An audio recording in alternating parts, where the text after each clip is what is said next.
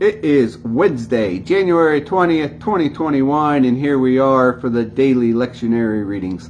Our psalm reading, once again, because it's Wednesday, is from Psalms 86. We do the same psalm reading Monday, Tuesday, and Wednesday.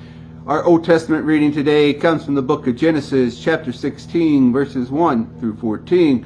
And our New Testament reading is from the Gospel of Luke, chapter 18, verses 15 through 17. Now let us listen in to the Word of God. Psalms 86. Bend an ear, God, answer me. I'm one miserable wretch. Keep me safe. Haven't I lived a good life? Help your servant. I'm depending on you. You're my God. Have mercy on me. I count on you from morning to night. Give your servant a happy life. I put myself in your hands. You're well known as good and forgiving, big-hearted to all who ask for help. Pay attention, God, to my prayer. Bend down and listen for my cry for help. Every time I'm in trouble, I call on you, confident that you will answer. There's no one quite like you among the gods, O Lord, and nothing to compare with your works.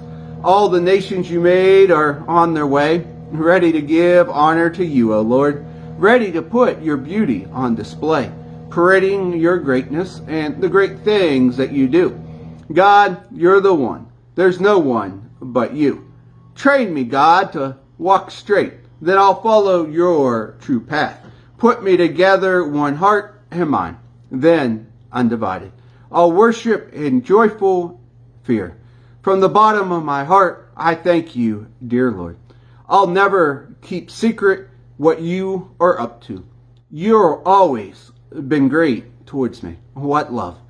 You snatched me from the brink of disaster. God, these bullies have reared their heads.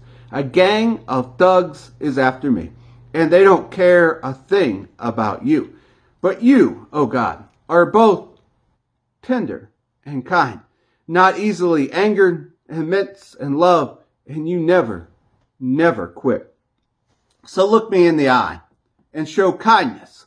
Give your servant the strength to go on. Save your dear, dear child.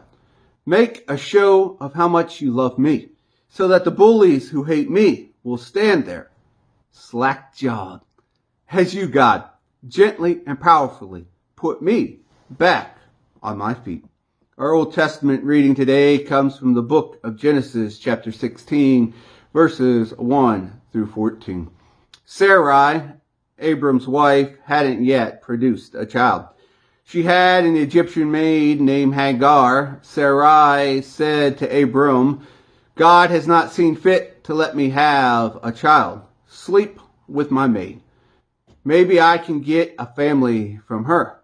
Abram agreed to do what Sarai said. So Sarai, Abram's wife, took her Egyptian maid Hagar and gave her to her husband Abram as a wife.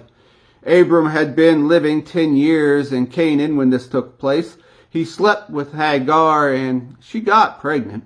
When Hagar learned she was pregnant, she looked down on her mistress. Sarai told Abram, it's all your fault that I'm suffering this abuse. I put my maid in bed with you, and the minute she knows she got pregnant, she treats me like I'm nothing. May God decide which of us is right. You decide, said Abram. Your maid is your business. Sarai was abusive to Hagar, and Hagar ran away. An angel of God found her beside a spring in the desert. It was the spring on the road to Shur, and he said, Hagar, maid of Sarai, what are you doing here? And she said, I'm running away from my Sarai, my mistress. The angel of God said, go back to your mistress. Put up with her abuse. He continued, I'm going to give you a big family. Children past counting. From this pregnancy, you'll get a son. Name him Ishmael. For God hear you. God answered you. He'll be a buckling bronco of a man, a real fighter, fighting and being fought, always stirring up trouble, always at odds with his family. She answered God by name. praying to the God who spoke to her. You're the God who sees me. Yes, he saw me. Then I saw him. That's how the desert spring got the name. God alive sees me spring. The spring is still there between Kadesh and Bered. Our New Testament reading today comes from the Gospel of Luke, chapter 18, verses 15 through 17. People brought babies to Jesus, hoping he might touch them. When the disciples saw it, they shooed them off. Jesus called them back. Let these children alone. Don't get between them and me. These children are the kingdom's pride and joy. Mark this, unless you accept God's kingdom and the simplicity of a child, you will never get in. And here ends our readings for the day.